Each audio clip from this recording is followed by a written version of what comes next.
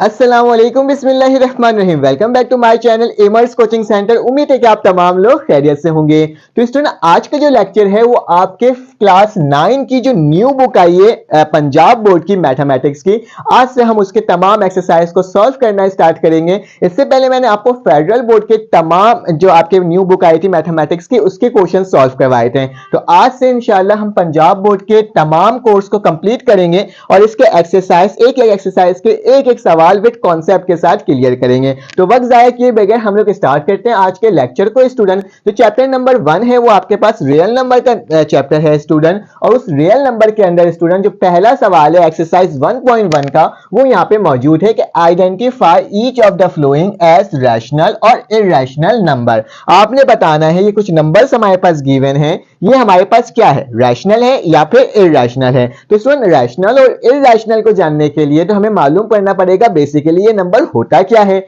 आखिर हम कैसे किसी डेसिमल नंबर को देख करके ये मालूम कर सकते हैं कि ये रैशनल है या फिर इरैशनल है, या फिर किसी फ्रैक्शन नंबर को देख करके कैसे मालूम कर सकते हैं कि ये रैशनल है या फिर इरैशनल है। तो इसके कॉन्सेप्ट को पहले क्लियर करते हैं, फिर देन इस सवाल की तरफ चलते हैं। ठीक है, तो स्टूडेंट याद रखना, आप जब रियल नंबर को सॉल्व करते हो तो वो दो हिस्सों में डिवाइड हो जाता है, जैसे कि एक रैशनल नंबर में और एक इरैशनल नंबर में। तो स्टूडेंट, रैशनल और इरैशनल को समझने के लिए सबसे पहले आपको मालूम करना होगा कि बेसिकली हमारे पास टर्मिनेटिंग नंबर क्या होता है। ठीक है, अगर आप इसको मालूम कर लोगे, कुछ चीजों को और मालूम कर लोगे, तो मैं कहता हूं स्टूडेंट आप बहुत आसान तरीके से आपको पता चल जाएगा कि किस तरीके से हम रैशनल नंबर को फाइंड आउट कर सकते हैं। तो मेरा terminating number, what is terminating number? Terminate हो जाना, रुक जाना। ठीक है, टर्मिनेट का मतलब क्या होगा, यहां पर क्या कंसीडर किया जाएगा कि ऐसी वैल्यू जो कि रुक चुकी है, मतलब जिसकी फाइनाइट वैल्यू मौजूद है, जैसे कि 0.25 मैंने यहां पे लिख दिया एक वैल्यू 0.25। अब 0.25 जो है स्टूडेंट, ये मेरे पास एक ऐसी वैल्यू है जो कि यहां पर आगे फुल स्टॉप हो गई है, मतलब रुक चुकी है, इसके आगे वैल्यू कंटिन्यू नहीं है। तो ऐसी वैल्यू जो कि रुक जाए, जो कंटिन्यू ना हो, जो फाइनाइट हो, उसे हम क्या कहते हैं? उसे हम कहते हैं स्टूडेंट टर्मिनेटिंग। ठीक है, टर्मिनेटिंग डेसिमल नंबर। उसी तरीके से अगर मैं ये लिख दूं 0.4627, ठीक है, अपने हिसाब से लिख रहा हूं, कोई रैंडम नंबर, तो इस नंबर को भी देख रहा हूं कि 4-5 डेसिमल पॉइंट के बाद क्या हो जा रहा है स्टूडेंट, ये वाली वैल्यू भी क्या हो गई है, रुक चुकी है। तो ऐसे नंबर जो वैल्यू रुक जाए, जो वैल्यू टर्मिनेट कर जाए, जो वैल्यू खत्म हो जाए, वहीं पर एंड हो जाए, तो ऐसे वैल्यू को हम टर्मिनेटिंग डेसिमल नंबर कहते हैं। ठीक है, अब एक और चीज आपको बताता हूं, एक हमारे पास और होता है सेकंड पार्ट में, आपको यह सीखना होगा कि रिकरिंग क्या होता है। ठीक है, पहले टर्मिनेटिंग बताया, अब बताता हूं नॉन टर्मिनेटिंग। अब नॉन टर्मिनेटिंग नंबर क्या होगा बेटा, नॉन टर्मिनेटिंग डेसिमल नंबर क्या होगा? तो नॉन टर्मिनेटिंग डेसिमल नंबर वो नंबर जिनके हमें फाइनाइट वैल्यू मालूम ना हो। एक ऐसे नंबर जिसकी फाइनाइट वैल्यू मालूम नहीं है, उसे हम क्या कहते हैं? नॉन टर्मिनेटिंग कहते हैं। तो मैं यहां पे बोल सकता हूं कि एक इस तरह का नंबर लिखता हूं आपके सामने 0.3333 dot dot dot dot dot, एक ऐसा नंबर जो कि क्या है बेटा, नॉन टर्मिनेटिंग है, मतलब कि उसकी वैल्यू क्या है बेटा, कंटिन्यूअसली चले जा रही है। अभी मैं इसमें नहीं गया हूं कि रिकरिंग क्या होता है क्या नहीं होता, पहले टर्मिनेटिंग बताया और दूसरा बता रहा हूं नॉन टर्मिनेटिंग। एक और बताता हूं स्टूडेंट, जैसे मैंने कहा 0.6478 dot dot dot dot dot, इसका मतलब यह है कि इसकी कोई फाइनाइट वैल्यू मुझे मालूम नहीं है। तो क्या हो जाएगा स्टूडेंट, ये इनफाइनाइट वैल्यू है और इसके जो डेसिमल पॉइंट है वो कहां तक जा रहा है उसके बारे में हमें कोई इल्म नहीं। तो ऐसे नंबर्स को हम क्या कहते हैं? नॉन टर्मिनेटिंग डेसिमल नंबर कहते हैं। इस वाले नंबर को क्या कहते हैं? Terminating decimal number. इस नंबर को क्या कहते हैं? Non terminating decimal number. यहां तक स्टूडेंट आपको थोड़ा बहुत समझ में आया होगा। इसके बाद क्या होता है स्टूडेंट, हमारे पास रिकरिंग। क्या होता है? रिकरिंग। तो मैं यहाँ पे क्या लिखता हूँ, रिकरिंग नंबर लिख देता हूँ। रिकरिंग को आप लूप भी कह सकते हो, रिपीटेड भी कह सकते हो। ठीक है, तो यहाँ पे मेरे पास कौन सा नंबर है स्टूडेंट? रिकरिंग। तो रिकरिंग नंबर ऐसे नंबर्स होते हैं स्टूडेंट जो हमारे पास बार बार क्या हो स्टूडेंट, रिपीट हो, एक ही सीक्वेंस को बार बार फॉलो करें। तो ऐसे नंबर को हम क्या कहते हैं? Recurring number. जैसे कि मेरे पास क्या है 0.666666, ठीक है, ऐसे नंबर जो क्या हो रहे हैं, एक नंबर को फॉलो कर रहे हैं, एक पैटर्न को फॉलो कर रहे हैं, ऐसे नंबर को हम कहते हैं स्टूडेंट रिकरिंग नंबर। ठीक है, अगर मैं ये देख लूं 0.642 और इस तरह से कंटिन्यू है और ये भी कंटिन्यू है। तो ऐसे नंबर स्टूडेंट जो कि हमारे पास क्या हो, एक ही पैटर्न को फॉलो करें, बार बार रिपीट करें, उस नंबर को हम क्या कहते हैं, रिकरिंग नंबर कहते हैं। और अगर डॉट डॉट डॉट लगा हुआ है तो ये रिकरिंग नंबर भी है, लेकिन साथ में क्या है, नॉन टर्मिनेटिंग भी है, क्योंकि ये वैल्यू रुक भी नहीं रही। ऐसा नंबर जो कि क्या हो बेटा, रिकरिंग मतलब बार बार रिपीट करे और उसके साथ साथ रुके भी ना, तो उसे हम क्या कहते हैं, उसे हम कहते हैं नॉन टर्मिनेटिंग। ऐसे नंबर को क्या कहते हैं, non terminating and recurring. And non, ये हो जाएगा हमारे पास रिकरिंग। ठीक है, क्या हो जाएगा, रिकरिंग नंबर। तो याद रखना, ऐसे नंबर जो कि ना रुके, ठीक है, और बार बार रिपीट करें, तो इसे हम क्या कहते हैं, non terminating and recurring number. यहां तक कोई प्रॉब्लम की बात तो नहीं है ना स्टूडेंट। अब इसी के साथ साथ हमारे पास एक और टर्म होता है जिसको हम बोलते हैं नॉन रिकरिंग नंबर। क्या बोलते हैं, नॉन रिकरिंग। तो नॉन रिकरिंग में क्या होगा बेटा, एक ऐसा नंबर होगा जो नंबर हमारे पास बार बार क्या हो स्टूडेंट, रिपीट ना हो। जैसे कि 0.43217 dot dot dot dot dot, मतलब मैं इस वैल्यू को देख रहा हूं तो कोई भी वैल्यू बार बार एक पैटर्न को फॉलो नहीं कर रहा, तो ऐसे नंबर को हम क्या कहते हैं, नॉन रिकरिंग कहते हैं। और साथ साथ ये टर्मिनेट भी नहीं हो रहा, तो ये टर्म क्या होगा, नॉन टर्मिनेटिंग होगा। इसको हम ये कह सकते हैं इस वाले नंबर को कि ये नॉन टर्मिनेटिंग है, ये टर्मिनेट नहीं कर रहा है स्टूडेंट, और नॉन रिकरिंग भी है, मतलब ये बार बार रिपीट भी नहीं कर रहा। एक ऐसा नंबर जो बार बार रिपीट भी ना करे और टर्मिनेट भी ना हो, तो ऐसे नंबर को हम non terminating and non recurring कहते हैं। अब आप स्टूडेंट्स बोलोगे ये सर आप क्या बता रहे हैं, बार बार terminating, non terminating, recurring, what is this, हमें इसका क्या काम है, हमें तो रैशनल और इरैशनल मालूम करना था।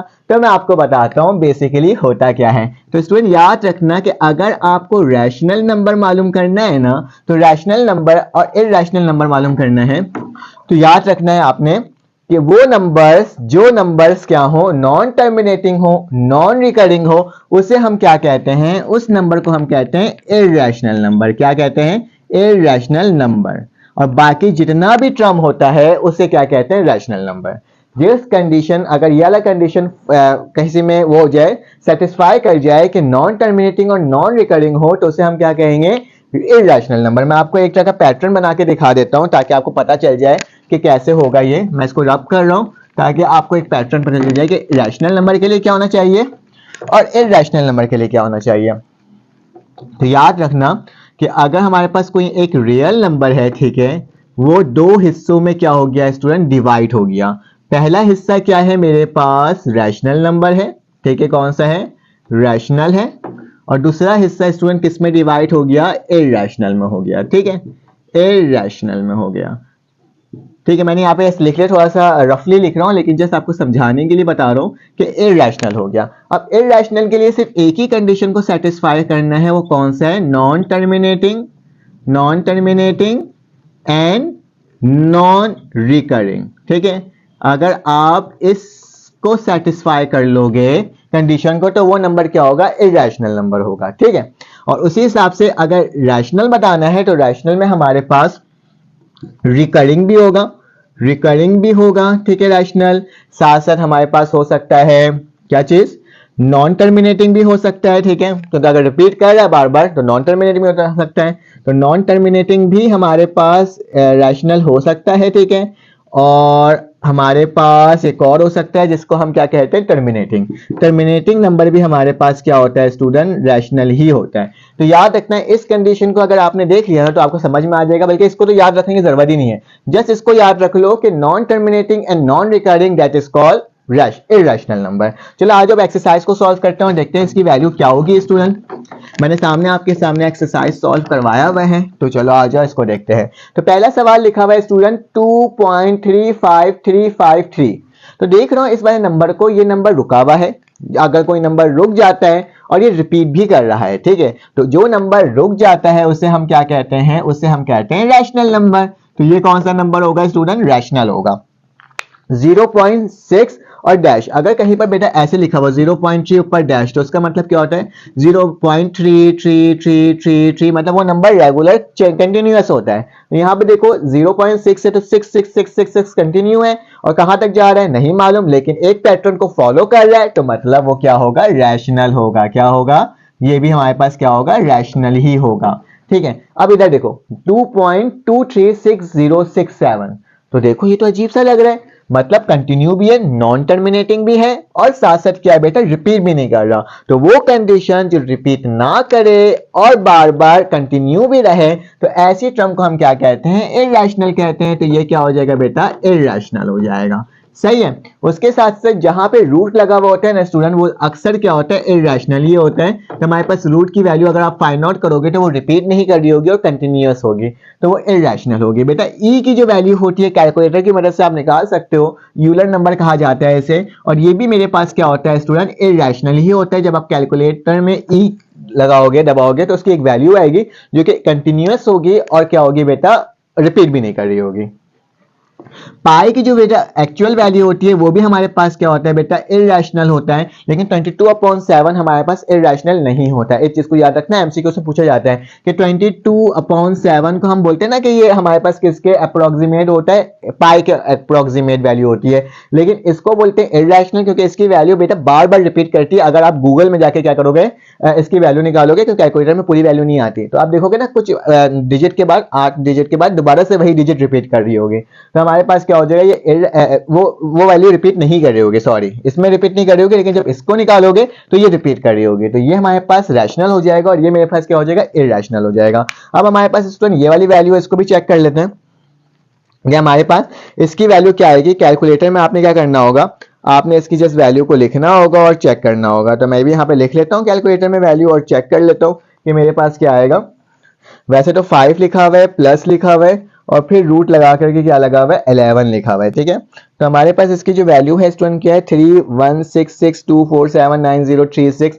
मतलब ये भी कंटिन्यूअस नहीं है, तो बेटा ये भी क्या होगा मेरे पास, इररेशनल ही होगा। तो इसको मैं क्या लिख देता हूँ, इररेशनल नंबर। 15 डिवाइडेड बाय 4, इसको देख लेते हैं कि मेरे पास इसकी वैल्यू क्या आ रही है। तो 15 डिवाइडेड बाय अगर मैं 4 करूंगा तो 3.75, रुक गई ये वैल्यू। तो ये क्या होगा मेरे पास बेटा, रैशनल होगा। जो वैल्यू रुक जाती है वो क्या होता है, रैशनल होता है। मैं आपको एक टास्क दे रहा हूं कि आपने बताना है मुझे कि ये क्या होगा, रैशनल होगा या इररेशनल होगा। आपने जस्ट वैल्यू निकालना है और इसको मल्टीप्लाई करना है। चाहे तो इसको फॉर्मूला भी लगा सकते हो, a² माइनस b² का, मैंने आपको एक हिंट दिया है, उसको लगा करके आप सॉल्व कर सकते हो और मुझे बताओ कि इसकी वैल्यू क्या आ रही है। चलो आज इसका नेक्स्ट क्वेश्चन सॉल्व करते हैं और देखते हैं वो किस तरह से सॉल्व हो रहा है। अब स्टूडेंट हमारे पास क्वेश्चन नंबर 2 आ गया। चलो आज इसको सॉल्व करते हैं। इसमें क्या लिखा हुआ है, represent the flowing number on the number line. ठीक है स्टूडेंट, याद रखना कुछ नंबर्स को ना हमें एज ए ग्राफिकली क्या करना होता है, उसको रिप्रेजेंट करना होता है कि वो कहां पर लाई कर रही है। मैं आपको पहले ही बता देता हूं, ये सवाल आपके बोर्ड के पेपर के लिए कोई इंपॉर्टेंट नहीं है, लेकिन जस्ट मैं आपको बताऊंगा कि इसको रिप्रेजेंट किस तरह से किया जा सकता है। लेकिन उससे पहले ये कहता हूं कि स्टूडेंट अगर आपको मेरी वीडियो समझ में आ रही है तो प्लीज चैनल को लाइक और सब्सक्राइब करो, बेल के आइकन को क्लिक करो। अगर आपको मेरे ग्रुप में ऐड होना है तो आपके पास मेरा नंबर शेयर हुआ होगा, उसमें अपना नाम, अपना कॉन्टैक्ट, अपना नाम और अपने बोर्ड का नाम लिखो, देन मैं आपको लिंक प्रोवाइड करूंगा। आप उसकी मदद से क्या कर सकते हो स्टूडेंट, ग्रुप में ऐड भी आराम से हो सकते हो। तो स्टूडेंट हमारे पास लिखा हुआ represent the flowing on the number line में हमें रिप्रेजेंट करना है। स्टूडेंट याद रखना हमारे पास एक लाइन होती है कुछ इस तरीके की, ठीक है। यहां पे मैंने इस तरह से एरो बना दिया, इस तरह से एरो बना दिया। जो हमारे पास एक्स एक्सिस से जाने जाती है, मतलब राइट साइड जा रही होती है, वो मेरे पास पॉजिटिव का एक्स एक्सिस होता है और वो पॉजिटिव इंफिनिटी तक जाती है। मतलब कहां तक जाएगी, कहां एंडिंग होगी हमें मालूम नहीं है। और उसी तरह से इस साइड जाओगे तो क्या होगा बेटा, नेगेटिव इंफिनिटी, मतलब लेफ्ट साइड अपने इसके अकॉर्डिंग जाओगे और बीच में क्या होता है स्टूडेंट, जीरो होती है वैल्यू। ठीक है, अब याद रखो इसको रिप्रेजेंट करना है मुझे नंबर लाइन के अंदर। तो मेरे पास जो वैल्यू है स्टूडेंट वो क्या है, √2 है। पहली वैल्यू क्या है बेटा, मेरे पास √2 है। तो √2 को किस तरह से रिप्रेजेंट किया जा सकता है नंबर लाइन में, तो मुझे क्या करना होगा, यहाँ पे सबसे पहले तो रूट की वैल्यू को फाइंड आउट करनी होगी। ठीक है, आप अपने हिसाब से कर सकते हो, ठीक है, क्योंकि बोर्ड के पेपर में इतना कोई खास इंपॉर्टेंट होता नहीं है इस तरह से रिप्रेजेंट करना, लेकिन मैं आपको बता रहा हूँ। यहाँ पे चले गया मैं, अब मैं √2 की वैल्यू को फाइंड आउट करूंगा कि √2 की वैल्यू आएगी क्या। ठीक है, तो √2 की जो वैल्यू है स्टूडेंट वो मेरे पास आ रही है 1.41। ठीक है, √2 की वैल्यू क्या है, 1.41। ठीक है, 1.41 वैल्यू है मेरे पास। ठीक है, इसके आगे कंटिन्यू है, मैंने सिर्फ जस्ट 2 डिजिट को ले लिया है। ठीक है, अब याद रखना मेरे पास जो वैल्यू है ये वो यहाँ से स्टार्ट कर रहा हूँ, ये मेरे पास 0 है। ठीक है, 0 के बाद क्या आएगा बेटा, मैंने यहाँ पे रिप्रेजेंट किया कि मेरे पास 0.5 आ रही है यहाँ पे वैल्यू। ठीक है, सपोज कर लिया। यहाँ पे क्या आ गया बेटा, मेरे पास 1 आ गया। ठीक है, 1 के बाद क्या होगा बेटा, 1.5 होगा। ठीक है, यहाँ क्या होगा स्टूडेंट, 2 होगा और कंटिन्यूअस चले जाएगा, ठीक है। उसी तरह से मैं लेफ्ट हैंड साइड देखता हूँ, यहाँ क्या आ जाएगा बेटा, माइनस का 0.5 आ जाएगा, यहाँ पे माइनस का 1 आ जाएगा, यहाँ पे माइनस का 1.5 आ जाएगा और यहाँ पे माइनस का 2 आ जाएगा, ठीक है। इसको मैंने रफली क्या करा है, इस तरह से लिख लिया है।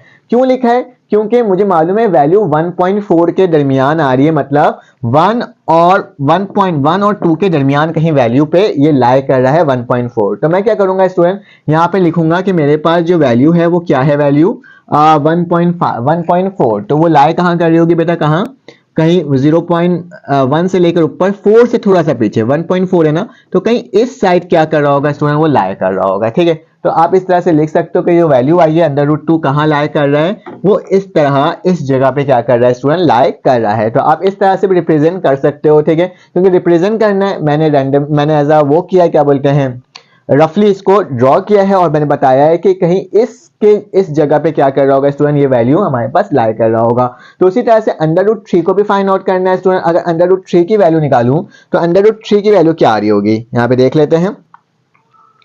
यहाँ पे मेरे पास कैलकुलेटर मौजूद है और यहाँ पे मैं लिख देता हूँ कि मेरे पास √3 की वैल्यू क्या है। √3 की वैल्यू बेटा 1.73 है, ठीक है। क्या है, 1.73 कंटिन्यू है, ठीक है, इरेशनल नंबर है, लेकिन मैं सिर्फ 2 ही डिजिट को इसलिए लिख रहा हूँ क्योंकि फिर ज्यादा वैल्यू होगी तो थोड़ा मुश्किल हो जाएगा उसको प्लॉट करना। 1.73 का मतलब कि 1.5 से 2-3 डिजिट आगे होगा। अगर ये 1.5 है तो 1.6 ये होगा, 1.7 ये होगा। तो ये वाला पॉइंट क्या होगा, मेरे पास √3 की वैल्यू होगी, ठीक है। अलग अलग करके आप सॉल्व कर लेना, मैं ऐसे ही बता रहा हूँ आपको, ठीक है। तो ये हो जाएगा। फिर 4/3 है तो इसका क्या हो जाएगा बेटा, 4 3 12, 12 प्लस 1 किसके बराबर होता है, 13, 13/3। तो देख लो 13/3 की वैल्यू क्या आ रही है बेटा, तो इसको भी निकाल लेते हैं हम लोग। 13/3 ना, तो 13 डिवाइडेड बाय 3, तो इसकी वैल्यू आ रही है बेटा 4.33, ठीक है। इसकी वैल्यू क्या आ रही है, 4.33। आप बोल सकते हो कि ये बराबर है किसके, 4.33 के, कंटिन्यूअस है, ठीक है।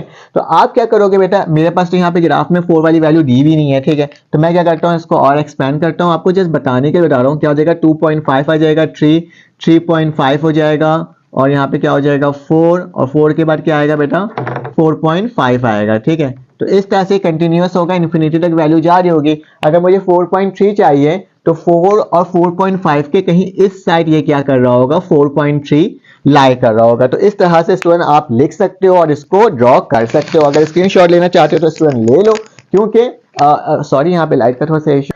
अब स्टूडेंट आपके पास क्वेश्चन नंबर 3 आ गया, जिसके अंदर लिखा हुआ है आपके पास कुछ डेसिमल में वैल्यू गिवन है और कहा जा रहा है कि आपने क्या करना है, आपने इसको कन्वर्ट कर देना है फ्रैक्शन में। तो चलो आज इसको सॉल्व करते हैं पहले पार्ट को स्टूडेंट। तो पहले पार्ट को सॉल्व करना बहुत ही आसान है और बहुत अच्छे तरीके से ये सॉल्व हो जाएगा। बस आपसे एक गुजारिश है, चैनल को लाइक और सब्सक्राइब कर लो।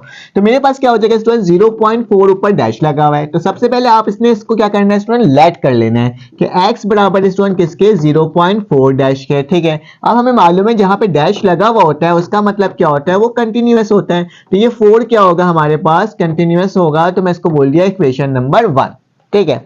अब क्या करोगे, जब भी हमारे पास इसके बाद एक डिजिट रिपीट हो रही होगी तो हम लोग 10 से मल्टीप्लाई करेंगे, ठीक है। अगर हमारे पास 2 डिजिट रिपीट कर रही होगी तो हम लोग 100 से मल्टीप्लाई करेंगे। तो मैं क्या करता हूं, मल्टीप्लाई करता हूं स्टूडेंट, क्या मल्टीप्लाई कर रहा हूं, 10 ऑन बोथ साइड। मैं दोनों साइड क्या कर दे रहा हूं स्टूडेंट, मल्टीप्लाई कर रहा हूं 10 को। अगर 10 को x से मल्टीप्लाई करोगे तो स्टूडेंट क्या हो जाएगा, 10x हो जाएगा, ठीक है, इक्वल टू का निशान। और इसको भी क्या करना होगा स्टूडेंट, मल्टीप्लाई करना होगा 10 से, तो 0.4444 सो ऑन कंटिन्यूअस, ठीक है। अगर देखो, अगर मैं इसको 4 को मल्टीप्लाई कर दूं, ठीक है, 10 से, तो मुझे मालूम है 4.444 आएगा, ठीक है। तो मैं यहाँ पे लिख कर दिखा देता हूं कि अगर मेरे पास मल्टीप्लाई हो रहा है तो जी बिल्कुल 4.4441 आ जाएगा 10 को अगर इससे मल्टीप्लाई किया जाए। तो 10x बराबर स्टूडेंट किसके, 4.4444 dot dot dot dot dot, ठीक है। तो ये मेरे पास कुछ वैल्यू आ गई। अब स्टूडेंट्स को क्या बोलोगे, इक्वेशन नंबर 2 बोल दोगे। क्या बोल दोगे, इक्वेशन नंबर 2। अब तुम्हें क्या करना होगा स्टूडेंट, सेकंड स्टेप होगा हमारे पास सब्ट्रैक्टिंग। क्या, सब्ट्रैक्टिंग। पहला स्टेप लेट करना, दूसरा स्टेप मल्टीप्लाई करना, तीसरा स्टेप क्या है बेटा, 10 से मल्टीप्लाई करने के बाद उसको इक्वेशन नंबर 2 बना देना। फिर सब्ट्रैक्टिंग करना इक्वेशन नंबर 1 को किससे, फ्रॉम इक्वेशन नंबर 2 से। तो इक्वेशन नंबर 2 को पहले लिख लेता हूं, क्या है बेटा 10x, ये सब्ट्रैक्ट होगा इक्वेशन नंबर 1 के साथ, तो माइनस का क्या हो जाएगा x इज इक्वल टू, यहां पे क्या है बेटा 4.44444 डॉट डॉट डॉट जो कि सब्ट्रैक्ट होगा किसके साथ स्टूडेंट, इक्वेशन नंबर 1 के साथ, जो कि क्या है 0.444444 डॉट डॉट डॉट। ठीक है, इस तरीके से मैंने लिख दिया। अब स्टूडेंट इसको इससे सब्ट्रैक्ट करवाओगे तो क्या आएगा, इससे सब्ट्रैक्ट करेंगे तो ये 9x हो जाएगा, तो 10 में से 1 गया तो 9x बचा। और अगर बेटा मैं इसमें से इसको सब्ट्रैक्ट करवाऊंगा तो ये वाली वैल्यू से ये वाली सब्ट्रैक्ट हो जाएगी और मेरे पास क्या बचेगा, तो यहाँ पे 4 बचेगा। ठीक है, अगर मैं इसको डेसिमल में लिखना चाहूँ फ्रैक्शन में तो क्या हो जाएगा 4/9, क्योंकि ये मल्टीप्लाई हो रहा है नीचे के डिवाइड हो रहा है, तो ये मेरे पास आंसर होगा। अब चेक कर लेते हैं जल्दी से कैलकुलेटर के अंदर, क्या 4/9 की वैल्यू हमारे पास वाकई में क्या आती है, क्या मेरे पास क्या आती है 4/9 की वैल्यू, क्या नाम है इसका 444। तो इसको हम चेक कर लेते हैं अभी इसी वक्त, कोई मसले की बात नहीं है। तो मैंने क्या कर दिया, यहाँ पे कैलकुलेटर खोल लिया, ठीक है, और उसमें से इसको मैं डिवाइड करके चेक कर लेता हूँ। ठीक है, तो 4 डिवाइडेड बाय 9, तो बिल्कुल सही है, 44444 ही वैल्यू इसकी आ रही है। तो हमने देखो कितने आसान तरीके से इसको सॉल्व कर लिया। चलो आ जाओ इसका नेक्स्ट पार्ट सॉल्व करते हैं, पार्ट नंबर 2। जब तक आप स्क्रीनशॉट ले लो इसका, आपने यकीनन ले लिया होगा स्क्रीनशॉट। तो चलो आ जाओ इसका नेक्स्ट पार्ट करते हैं। देखो स्टूडेंट आसान से सवाल हैं, इतना कोई खास मुश्किल सवाल नहीं है और हम इसको बहुत अच्छे तरीके से सॉल्व करते भी जा रहे हैं। ठीक है, तो पार्ट नंबर 2 में जो लिखा हुआ है स्टूडेंट, वो क्या लिखा हुआ है 0.37 और ऊपर दोनों में डैश लगा हुआ है। ठीक है, तो सबसे पहला काम हमें क्या करना है स्टूडेंट, लेट करना है कि 0.37 डैश जो है वो किसके बराबर है, x के बराबर है। x के बराबर ले लिया ना। अब क्या करना है स्टूडेंट, कुछ भी नहीं करना, अब ये करना है कि इसको रिपीट कर लेना कि 0.37 तो 37 और ये सो ऑन है। इसको इक्वेशन नंबर किसका नाम दे दिया स्टूडेंट, 1 दे दिया। अब क्या करोगे, क्योंकि दो टर्म था तो हम 100 से मल्टीप्लाई करेंगे। ठीक है, तो यहां लिखोगे multiply 100 on both side in equation number 1। ठीक है, तो अगर इसको 100 से मल्टीप्लाई करोगे तो क्या हो जाएगा 100x हो जाएगा, और यहाँ पे क्या हो जाएगा 100 multiply by 0.37373737 dot dot dot. जब इसको मल्टीप्लाई करेंगे स्टूडेंट, मेरे पास जो वैल्यू आएगी वो क्या आ जाएगी, आई थिंक तो 37.373737 यही आएगी। ठीक है, मल्टीप्लाई अगर हम लोग इसको करेंगे। ठीक है, मैं करके चेक भी कर लेता हूँ ताकि कोई कंफ्यूजन नहीं हो। ठीक है, तो मेरे पास इसकी वैल्यू जा रही है कि 100 को अगर हम मल्टीप्लाई कर दें किसके साथ, 0.3737 बिल्कुल सही है, आ रही है। ठीक है वैल्यू, तो मैंने आपको करके दिखा दिया। अब क्या करना होगा, इसको इक्वेशन नंबर स्टूडेंट किसका नाम दे देना होगा, 2 का नाम दे देना होगा। अब क्या करोगे, इस इक्वेशन नंबर 2 को इक्वेशन नंबर 1 से माइनस करवा दोगे। तो मैं लिखता हूं सब्ट्रैक्टिंग, क्या करने जा रहे हैं स्टूडेंट, हम लोग माइनस करवाने जा रहे हैं, subtracting equation number 1 from equation number 2। तो इक्वेशन नंबर 2 को पहले लिख लो, क्या आ जाएगा 100x माइनस किससे हो रहा है, x के साथ, और यहाँ पे क्या आ रहा है student 37.373737 dot dot dot dot, जो कि माइनस किसके साथ हो रहा है स्टूडेंट 0.373737 और 37 के साथ। ठीक है, डॉट डॉट डॉट, दोनों को सब्ट्रैक्ट करवाओगे तो ये क्या हो जाएगा स्टूडेंट 99x हो जाएगा, और ये जब माइनस होगा तो सिर्फ और सिर्फ 37 बचेगा। इसको जाके डिवाइड कर दो तो x की वैल्यू क्या आ जाएगी स्टूडेंट 37 डिवाइडेड बाय 99। तो देखो कितने आसान तरीके से हमने इसको भी क्या कर लिया स्टूडेंट, सॉल्व कर लिया।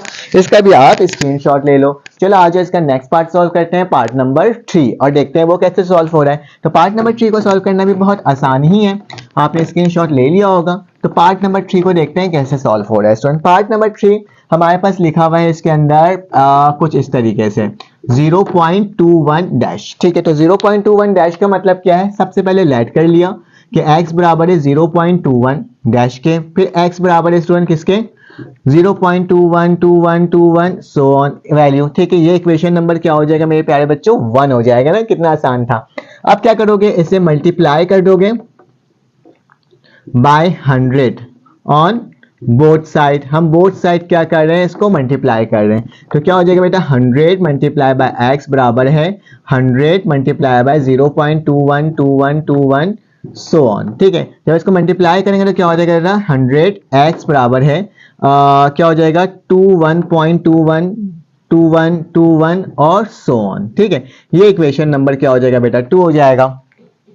अब क्या करना होगा, सब्ट्रैक्ट करना होगा। तो लिख देता हूं बेटा मैं सब्ट्रैक्टिंग इक्वेशन नंबर 1 फ्रॉम 2।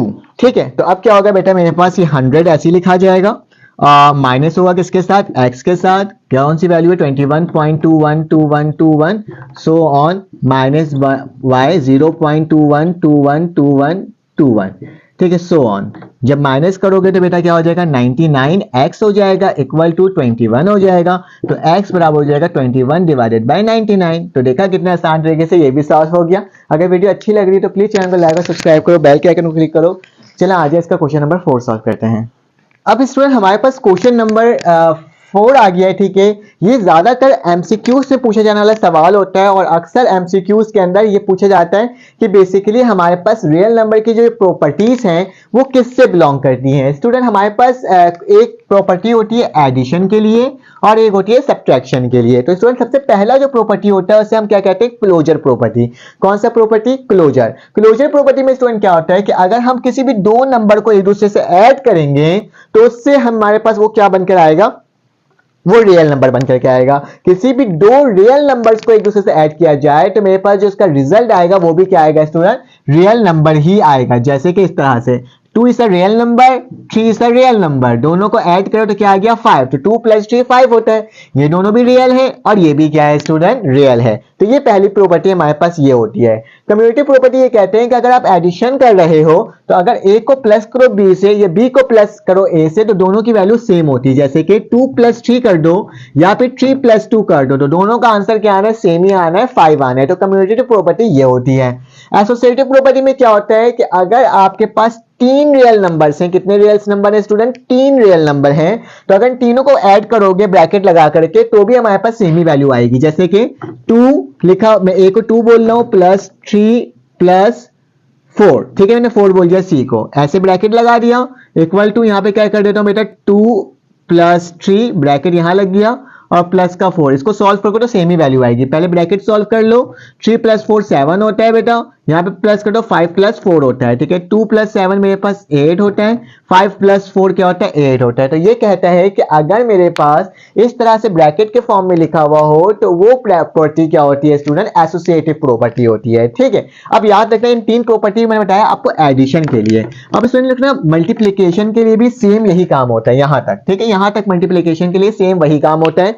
अगर मल्टीप्लाई के लिए बात करोगे तो अगर a b को मल्टीप्लाई करोगे तो भी मेरे पास क्या आएगा बेटा, रियल नंबर ही आएगा।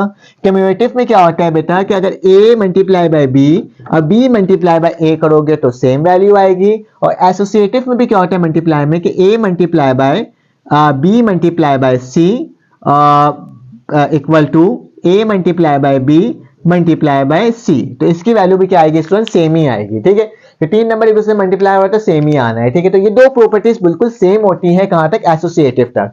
अब रहा सवाल आइडेंटिटी। क्या बेटा, आइडेंटिटी। आइडेंटिटी में एडिटिव में क्या होता है बेटा, एडिटिव आइडेंटिटी में क्या होता है, आइडेंटिटी का मतलब क्या होता है, शनाख्त। आइडेंटिटी का मतलब क्या होता है, शनाख्त होता है ना, आइडेंटिटी कार्ड होता है आपके पास, तो उसी तरह से आइडेंटिटी का मतलब क्या होगा, शनाख्त। और शनाख्त तब्दील नहीं होना चाहिए। तो ऐसा कौन सा नंबर होगा जिसको ऐड करवा दिया जाए जिससे उस नंबर की वैल्यू में कोई चेंजेस ना आए, तो ऐसे नंबर को क्या कहते हैं हम, एडिटिव आइडेंटिटी। तो बेटा a में अगर मैं 0 को ऐड करवा दूं तो मेरे पास आंसर क्या आएगा, a, उसमें कोई चेंजेस नहीं होगी। अगर मैं बोलूं कि 2 को मुझे एडिटिव आइडेंटिटी निकालना है तो मैं 2 में क्या प्लस करवा दूंगा, 0, तो आंसर क्या आ जाएगा 2। तो 0 is the additive identity of any number of real number. ठीक है, किसी भी रियल नंबर का एडिटिव आइडेंटिटी निकालना है तो उसे हम क्या कर देंगे, 0 से प्लस करवा देंगे। ठीक है, इसी तरीके से अगर हम मल्टीप्लिकेटिव में देखें बेटा, अगर यही चीज ये एडिटिव का बताया था, ठीक है, अब इसको मैं मल्टीप्लाई का बताता हूं। ठीक है, मल्टीप्लाई आइडेंटिटी का मतलब क्या होगा कि a को ऐसे नंबर से मल्टीप्लाई करो कि इसमें दोबारा से वही a आ जाए। तो ऐसा कौन सा नंबर होगा, तो जाहिर सी बात है हम किससे मल्टीप्लाई करेंगे, 1 से। इसको ऐड करवाएंगे 0 से तो मेरे पास a ही आ जाएगा, सेम वैल्यू आ जाएगी, आइडेंटिटी कोई चेंज नहीं होगी। और मल्टीप्लाई की बात की जाए तो हम किससे मल्टीप्लाई करेंगे, 1 से मल्टीप्लाई करेंगे तो उसके शनाख्त में कोई भी चेंजेस नहीं आएगी।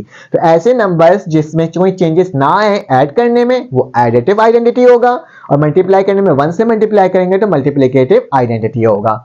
उसके बाद बेटा मेरे पास क्या है, इनवर्स। इनवर्स फंक्शन में क्या होता है बेटा, आइडेंटिटी में एडिटिव की बात कर रहा हूं कि हमारे पास आंसर क्या आना चाहिए, 0 आना चाहिए। आंसर क्या आना चाहिए, 0। अगर मेरे पास यहां पे लिखा हुआ -2 तो इसका इनवर्स क्या होगा, एडिटिव इनवर्स क्या होगा, मैं क्या करवा दूंगा +2 तो क्या आ जाएगा 0। तो ये +2 क्या होगा, एडिटिव इनवर्स। उसी तरीके से ये a है तो ये -a क्या हो गया बेटा, एडिटिव इनवर्स हो गया। ये किसके लिए, एडिटिव के लिए। मल्टीप्लाई के लिए बेटा इसका अपोजिट होता है, जैसे a है तो मुझे आंसर क्या चाहिए बेटा, 1 चाहिए। आंसर क्या चाहिए, 1। यहाँ पे क्या चाहिए होता है, 0, जबकि यहाँ क्या चाहिए होता है, 1। जब 1 चाहिए तो हम क्या करते हैं, जो भी नंबर होता है उसके रेसिप्रोकल से उसे मल्टीप्लाई कर देते हैं, ठीक है, क्योंकि तो a से a क्या होगा, कैंसिल आउट होगा, मेरे पास 1 आ जाएगा। उसी तरह से अगर मेरे पास 2/3 है और बोला जा रहा है कि इसका मल्टीप्लिकेटिव इनवर्स बताओ, तो स्टूडेंट आप कैसे बताओगे कि 3/2 से इसको मल्टीप्लाई कर दोगे। 3 से 3 क्या हो गया, 2 से 2 कैंसिल आउट हो गया, तो क्या बचा, 1। तो मल्टीप्लिकेटिव इनवर्स क्या होगा, 3/2। एक बार फिर से देख लो,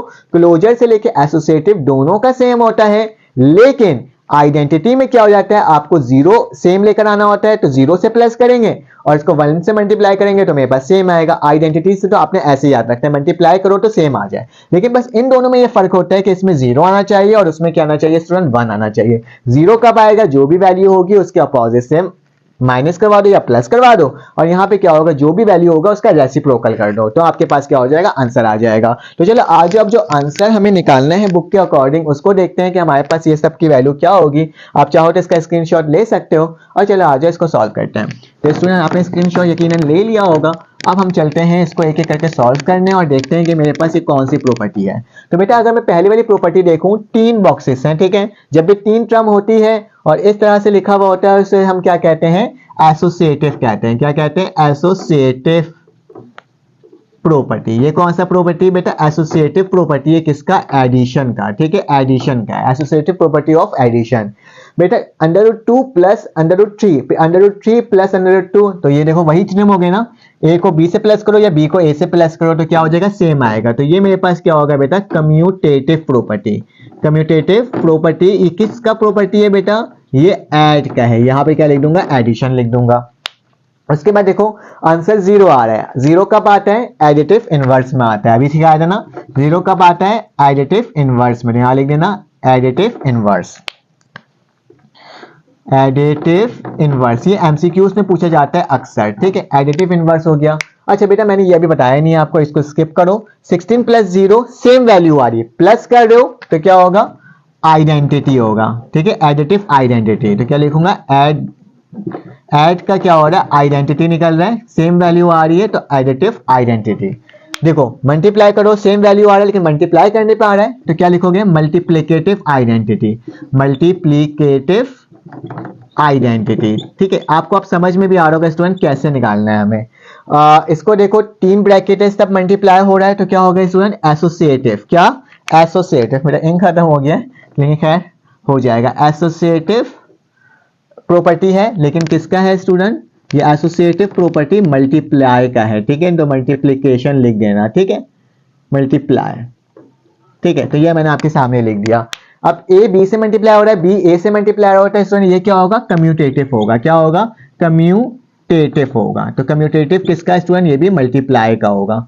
तो मैंने यहाँ पे आपके सामने लिख दिया। सिर्फ एक रहता है जिसको हम क्या कहते हैं, ये इसको स्टूडेंट हम क्या कहते हैं, डिस्ट्रीब्यूटिव प्रॉपर्टी कहते हैं। क्या कहते हैं, डिस्ट्रीब्यूटिव प्रॉपर्टी। अगर हम a को मल्टीप्लाई करें b से और b को मल्टीप्लाई फिर यही a को c से, देखो a b से मल्टीप्लाई हो रहा है, a c से मल्टीप्लाई हो रहा है, तो ये क्या हो रहा है, डिस्ट्रीब्यूट हो जा रहा है। एक दफा a b के साथ लिखा जा रहा है, एक दफा a c के साथ लिखा जा रहा है। अगर इस तरीके से डिस्ट्रीब्यूट हो जाए तो उसे हम क्या कहते हैं बेटा, डिस्ट्रीब्यूटिव प्रॉपर्टी ओवर एडिशन, ठीक है। हम क्या बोला कि हम क्या कर रहे हैं, डिस्ट्रीब्यूटिव प्रॉपर्टी निकाल रहे हैं, किसके साथ, एडिशन के साथ। अब यही चीज बेटा मल्टीप्लिकेशन होता है तो हम क्या कहते हैं, डिस्ट्रीब्यूटिव प्रॉपर्टी ऑफ मल्टीप्लिकेशन भी होता है हमारे पास, लेकिन फिलहाल आप इसको सिर्फ ऐसे लिखोगे, डिस्ट्रीब्यूटिव प्रॉपर्टी ओवर एडिशन, ठीक है। तो इस तरीके से आप इसको लिख सकते हो। और अगर माइनस होता तो हम क्या लिखते हैं, डिस्ट्रीब्यूटिव प्रॉपर्टी ओवर एडिशन की जगह क्या कर देते हैं, ओवर सब्ट्रैक्शन भी कर सकते हैं, ठीक है।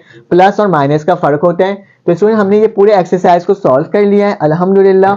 और चलो आज इसका नेक्स्ट क्वेश्चन सॉल्व करते हैं। अब स्टूडेंट हमारे पास इस वाले एक्सरसाइज का आखिरी क्वेश्चन आ गया है और चलो आ जाओ इसको भी सॉल्व कर लेते हैं। तो बहुत ही आसान सा सवाल लिखा हुआ है, insert the 2 rational number between. हमारे पास 2 नंबर्स दिए हुए, इसके दरमियान जो रैशनल नंबर आएगा आपने वो फाइंड आउट करना है। तो कुछ इंग्लिश में मैंने वर्डिंग पहले ही लिखवा दी है ताकि क्या हो सके, आप इसी पैटर्न को फॉलो करके अपने बोर्ड के एग्जाम्स में भी काम कर सको। तो मैंने पहले सवाल का सोल्यूशन लिख रहा हूँ, dear are finite rational number between 1/3 and 1/4। बेतहाशा फाइनाइट नंबर है 1/3 एंड 1/4 के दरमियान। नंबर तो फाइनाइट होता है, इनफाइनाइट होता है ना, हमें मालूम ही नहीं होते।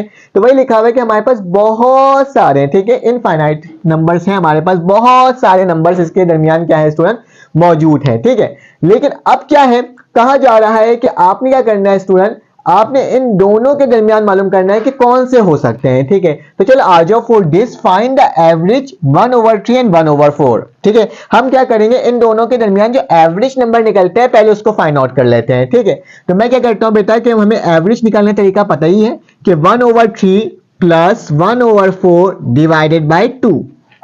आप अगर इस तरह से करोगे तो आप निकाल सकते हो, जो नंबर निकलेगा वो मेरे पास पहली वैल्यू जो होगी वो रैशनल नंबर की होगी।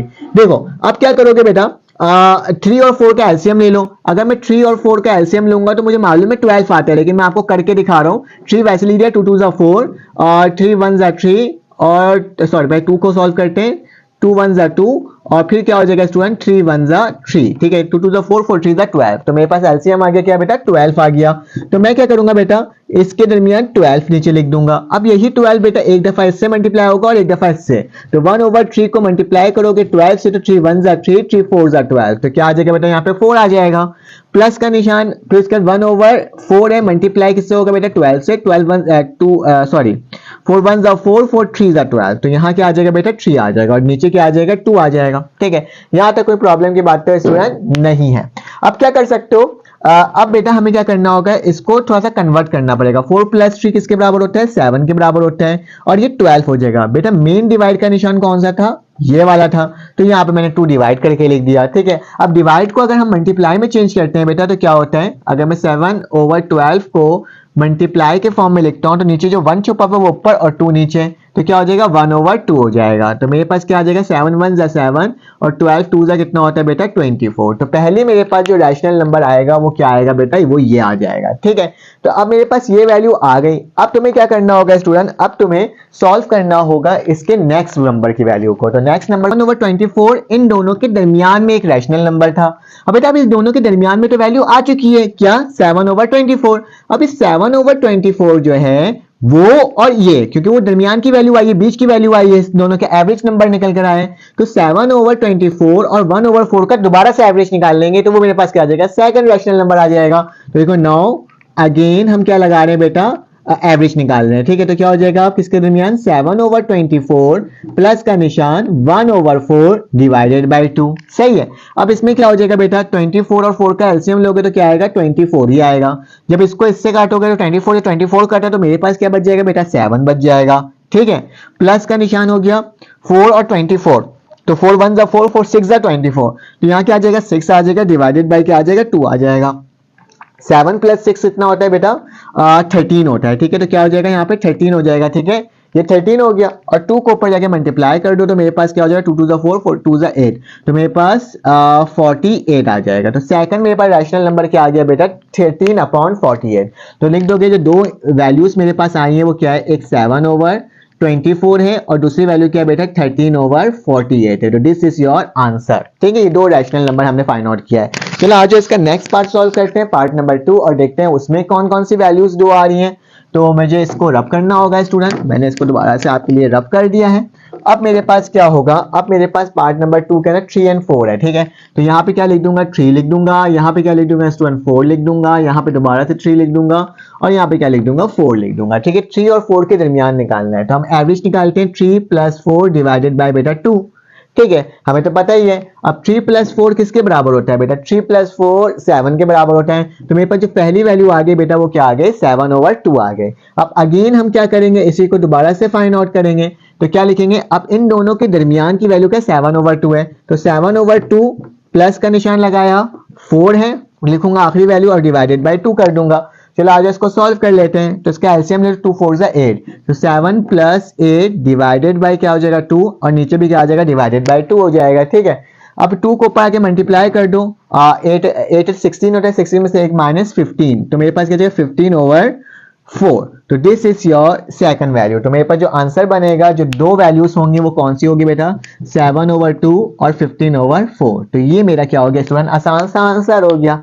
चलो आज इसका नेक्स्ट पार्ट को भी देख लेते हैं और देखते हैं उसकी वैल्यू क्या आ रही है, आखिर कौन सा रैशनल नंबर होगा। तो मैं इसको रब कर देता हूँ, आपने स्क्रीनशॉट ले लिया होगा स्टूडेंट। चलो आ जाओ, अब नेक्स्ट करते हैं, आखिरी पार्ट है। बस ये कहूंगा स्टूडेंट अगर समझ में आ रहा है, कोई भी इशू है तो कमेंट करके जरूर बताओ। ठीक है, और ग्रुप में भी ऐड हो जाए जल्दी जल्दी से। तो 3 क्या है स्टूडेंट, 5 है, यहाँ पे क्या है 4/5 है। तो 3/5 4/5 3/5 और 4/5 मैंने यहाँ दोबारा से लिख दिया। अब इसका एवरेज निकाल लेते हैं, तो क्या होगा 3/5 प्लस का 4/5 डिवाइडेड बाय 2। इसको सॉल्व करोगे तो बेटा क्या होगा 3 प्लस डिनोमिनेटर में अगर सेम वैल्यू होती है तो इसको एक दफा लिखा जा सकता है, तो इसको एक दफा लिख दिया, नीचे डिवाइड करवा दिया। 3 + 4 7 के बराबर होता है स्टूडेंट, और 2 5 से क्या होता है 10। तो पहली वैल्यू क्या आ गई 7/10। नेक्स्ट वैल्यू निकालते हैं बेटा, अगेन हम क्या करेंगे इसकी वैल्यू को फाइंड आउट करेंगे।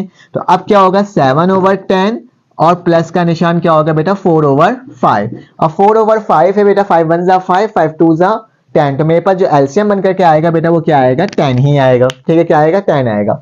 तो मैं क्या करता हूँ बेटा नीचे 10 लिख देता हूँ, इसके नीचे 2 लिख देता हूँ। ठीक है, अब बेटा 10 जो एक दफा इससे मल्टीप्लाई होगा तो मेरे पास सिर्फ और सिर्फ 7 बचेगा। ठीक है, और अगर 10 इससे मल्टीप्लाई होगा तो 5 1 जा 5, 5 2 जा 10, तो 2 बचा, 2 4 जा कितना हो जाएगा बेटा 8 हो जाएगा। ठीक है, तो ये मेरे पास कुछ वैल्यूज बन करके आ गई है। अब इसकी वैल्यू को देख लेते हैं। 7 + 8 + 7 15 होता है, और नीचे क्या हो जाएगा बेटा 2 10 जा 20 होता है। ठीक है, 2 10 जा 20, इसको और कैंसिल आउट कर दो तो क्या हो जाएगा 3 हो जाएगा, 5 3 जा 15, 5 4 जा 20, तो मेरे पास क्या आ जाएगा 3/4। तो दिस इज योर आंसर। हमने पूरे सवाल को सॉल्व कर लिया स्टूडेंट।